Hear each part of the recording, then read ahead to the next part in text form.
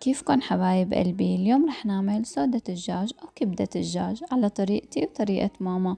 تابعونا وشوفوا الطريقتين وانتوا خبروني بأي طريقة بتعملوها. وهلأ بسم الله وخلونا نبلش. أول شي عندي السودة هون أنا ماني غاسلتها، رح ورجيكم إنه كيف رح نقطعها وننظفها. أنا بقطعها قبل ما أغسلها. رح نقطعها بهذا الشكل. كتير مهم إنه ما نسحب منها العروق لأن السودا بتتخبص إذا سحبنا العرق منها. العرق هلا وقت نحطها بالمي بيسحب منها كل شي دم. رح نقطعها رح أقطعهم قطع كبيرة مثل ما عم تشوفوا بدون ما نخبص السودا نهائي. هلا شوفوا مثل هيك هاد العرق او هي القشرة البيضاء رح شيلها بدون ما اثر على السودا يعني او اخبصها او انزعها. هاد العرق منشيله.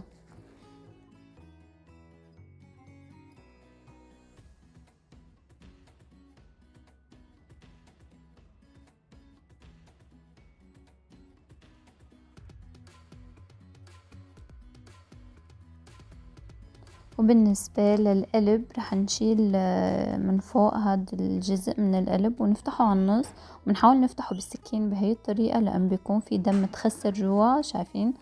نشيله بالسكين.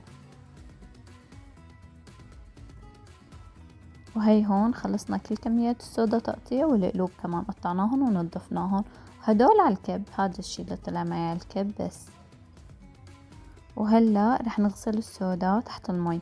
هلا بنغسلها اكتر من وجه لحتى المي تصفى تماما، وبنحاول ما نخبص السودا يعني هيك كتير نقسي عليها بايدنا لا. اذا شفنا شي بده شيل مثل هيك عرق او شي منشيله، ومنضل نحط مي ونغسل لحتى تصفى المي تماما.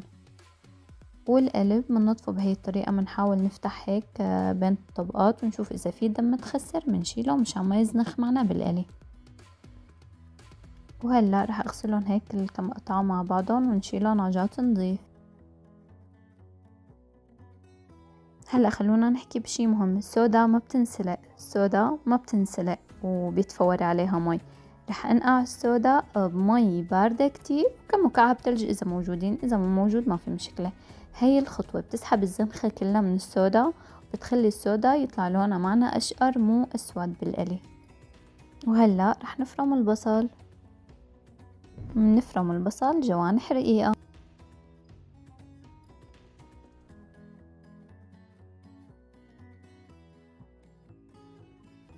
ورح نفرم الفلفلة الخضراء. وهلأ رح نبلش بطريقتي قبل طريقة ماما. بطنجرة على النار رح نحط معلقة سمنة، منكتر سمنة شوي مشان تطلع مسقسقة. رح نحط البصل والفلفلة يلي فرمناهن ومنقليهن شوي لحتى يستووا. وهي السودا هون صفيناها من المي الباردة، ورح نحط جزء من السودا فوق البصل والفلفلة. أنا هون زودت شوية سمنة لأن حسيتها نشفت. ضروري كتير السودا النار تحت تضل عالية، وما بنحط لها أي شي لا ملح ولا فلفل قبل ما تستوي. هلا وقت استوت حطينا لها الملح والفلفل وما بنقلبها، يعني بس بنترك النار عالية تحت السودا وما كتير بنحرك السودا. وبس استوت السودا عندي تماما بنطفيها بالحمض والثوم.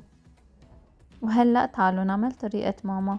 بقلاية على نار عالية رح نحط سمنة كتير مثل ما قلت لكم، ورح نحط بس السودا، ما بنحط اي اضافة تانية، وما بنحركها وبنترك النار عالية تحت لحتى تاخد لون من تحت. هلا بنعمل لها تحريكة بس بنرجع وبنتركها، ما عاد بنقرب عليها نهائيا لحتى كلها تاخد لون انها استوت.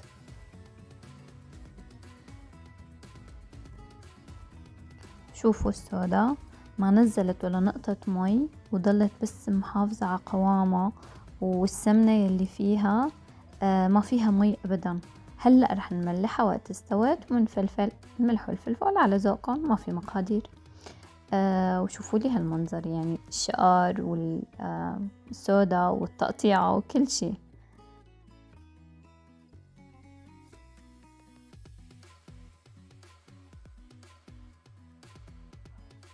وهيك خلصنا. وهي السودا على طريقتي والسودا على طريقة ماما، بس بتعصروا لها ليمون، او اذا بدكم فيكم تحطوا دبس الرمان كمان كتير طيب معها.